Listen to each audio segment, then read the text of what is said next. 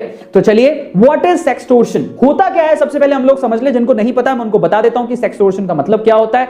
जरा समझिए सेक्सटोर्शन का मतलब क्या है।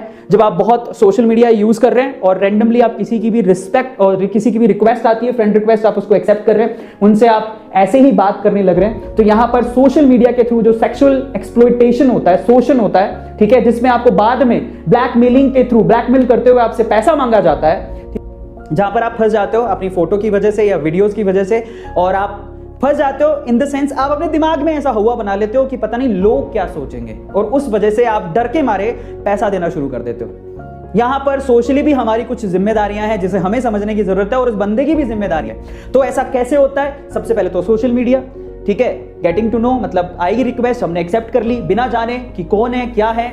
उसके बाद फिजिकल अट्रैक्शन शुरू हो जाता है। फिजिकल अट्रैक्शन के बाद क्या होता है सेक्सटोर्शन में? फिजिकल अट्रैक्शन के बाद अगर गलती से भी आपने उनसे कुछ इंटीमेट वीडियोस या फोटो शेयर कर लिए, तो वहां से आपको वो ब्लैकमेलिंग शुरू हो जाती है। वो शेयरिंग करना, ये जो वीडियोस और फोटोज हैं, यहां से ब्लैकमेलिंग शुरू होती है, और फाइनली वो आपसे, वो शायद लड़की या लड़का नहीं मांगे, लेकिन उसके पीछे जो रैकेट काम कर रहा है वो आपको ब्लैकमेल करता है। ईमेल के थ्रू, मैसेजेस के थ्रू आपको बताता है कि ये वीडियोस मैं वायरल कर दूंगा, ये फोटोज मैं आपके पापा को शेयर कर दूंगा, आपकी फैमिली में शेयर कर दूंगा, नहीं तो मुझे इतने पैसे दो बकायदा। और उसके बाद परेशानियां शुरू होती है, ठीक है। उसी को ही हम लोग क्या कहते हैं? सेक्सटोर्शन कहते हैं, ठीक है। तो आपको ध्यान रखने की बहुत सारी ऐसी चीजें। और फाइनली मैसेजेस आते हैं, मेल्स आते हैं। कैसे आते हैं? इस तरह के मैसेजेस आपको रिसीव होते हैं। एक नॉर्मल मैं आपको एक एग्जांपल दे रहा हूं, ठीक है।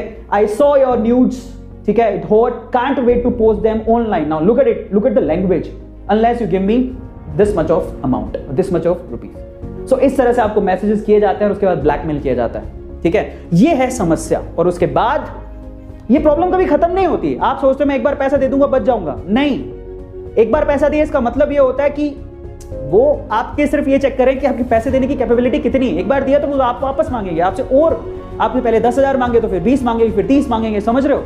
वो प्रॉब्लम है सबसे बड़ी, और वहां पे फंस जाते हैं। वो टॉर्चर जो है ना, वहीं से ही दिमाग हिलता है, और उसके बाद बच्चे ऐसा स्टेप उठा लेते हैं सुसाइड करने की। उनमें थॉट्स आने लगती हैं कि मैं अपनी जिंदगी कैसे खत्म करूं, मैंने ऐसा काम किया है, मेरी फैमिली इसके बारे में क्या सोचेगी, ब्ला ब्ला ब्ला, बहुत सारे दिमाग में ऐसी बातें आती हैं, and that is very wrong. और इन दैट केस मैं आप लोगों से चाहता हूं कि आप भाई समझें, फादर फिगर समझें, लेकिन इस बात को समझें, कुछ भी नहीं समझें, कोई फर्क नहीं पड़ता है, सिर्फ इस बात को समझें कि घबराएं नहीं।